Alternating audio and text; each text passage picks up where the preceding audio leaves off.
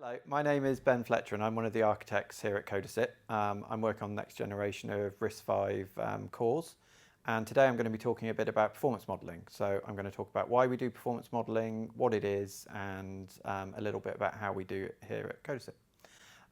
So let's get going. Why do we do performance modelling? Well, let's think about the life of an architect. Architects are making choices all day, every day. And each of those choices is really a set of trade-offs. And there's rarely a perfect answer.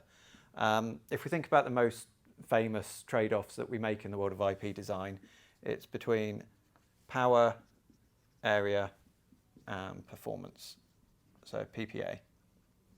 So we might have a solution that lives at a certain point within the PPA space, and we're making choices, and those choices will move us within that space.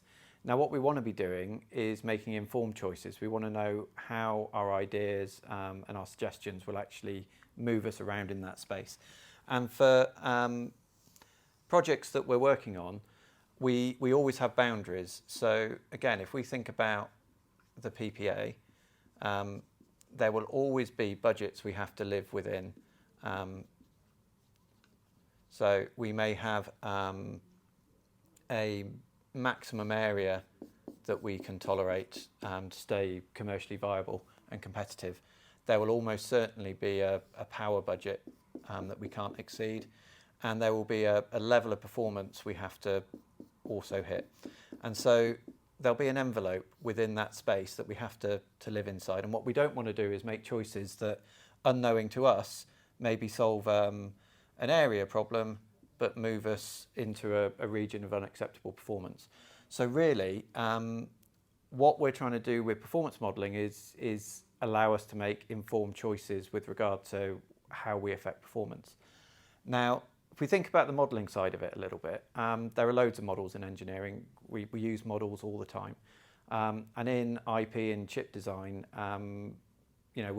we spend a lot of time writing high-level models of our designs using RTL, System Verilog. And in CPU design, it's common to use languages with even higher levels of abstraction, and within Codasip we use Codal. But all of these models have a fairly general principle that applies to them, where the more accuracy you want from the model, the more time and therefore cost it takes to generate that model. So if we think about high-level descriptions, so Codal or RTL or netlists, they are really very accurate. They will tell you what the real silicon is going to do. But they all exist, those types of level of model, they all exist to the right of this plot. So they're accurate, but they take time and cost money to produce. Now, the problem with that is, if as an architect, we're working on the project from inception of the project all the way through, and we get to a point where we can start writing the RTL, and eventually the Codal and the RTL is ready, and we're able to run some sims on it and get some performance results.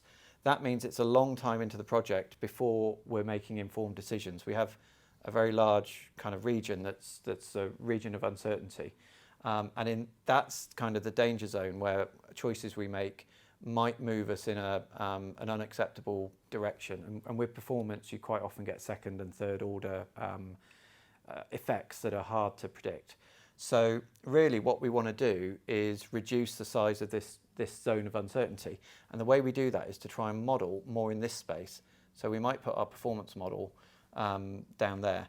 And if we've got that, that means that we can reduce this zone down a lot, and we can have much more time to make informed decisions. Now, how do we make a performance model live in this space? Well, I guess there's an implication here that we're not taking that much time to create the performance model compared to coding up the Codal or generating the RTL. And that suggests that it's less complex, and I think it absolutely is. We don't want to be modeling things that don't have performance impacts. I guess there's a bit of judgment there. We have to use our judgment to work out what we should model and what we shouldn't, but we have to be modeling to the right level of accuracy.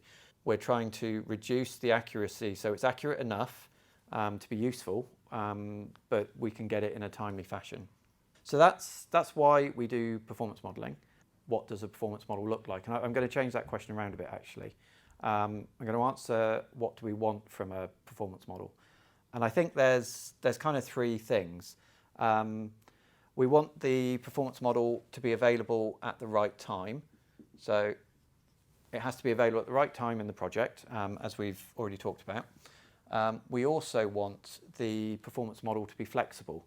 The performance space we're investigating is quite frankly huge. And as I've mentioned, there's a lot of second order and third order effects that are really hard to understand until you've actually got a model that you can try experiments on.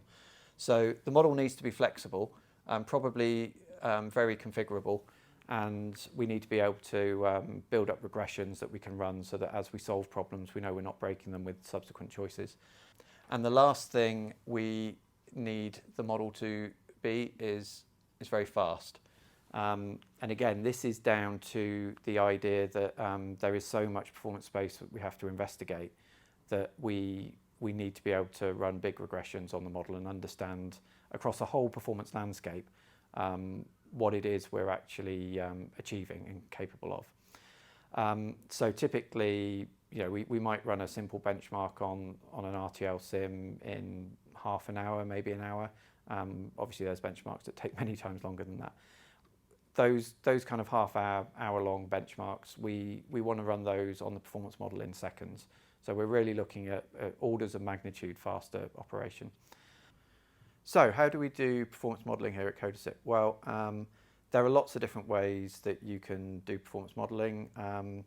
There are available models of RISC-V CPUs that you can augment with details of the microarchitecture, you can configure, you can add timing information into, so Gen 5 is a good example of that.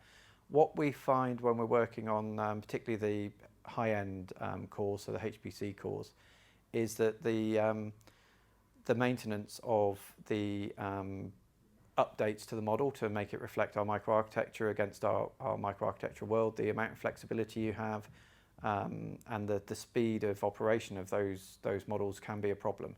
And so actually what we do instead is we use an instruction set simulator, so an ISS, and we can run our workloads through that ISS model. Typically we use Whisper at the moment. We find it's very fast, in the order of 100 million instructions per second. And we, from that, can generate a trace file. So the trace file contains the architectural history that CPU's, all the architectural changes that CPU's committed as it's executed the workload. So it tells the story of executing that benchmark. And that trace file is then played through a replay model. Now the replay model is something we write in-house. Because it's in-house and because it doesn't have to worry about simulating the actual execution of the software on the CPU, we're really just working our way through the trace file to see what has happened and to work out how many cycles that would take on the CPU, what the internal structures of the CPU would be doing. The replay model can be very targeted at the performance. It can be very lightweight. We do a lot of profiling so that we can really target the code to run quickly. It can be as flexible as we want, so we can make that trade-off between flexibility, accuracy, how much effort, cost and time we take to build the model. But crucially for us, we can also have a lot of freedom with an in-house replay model to look at the effect of adding new extensions like Cherry or other custom compute options into the architectures.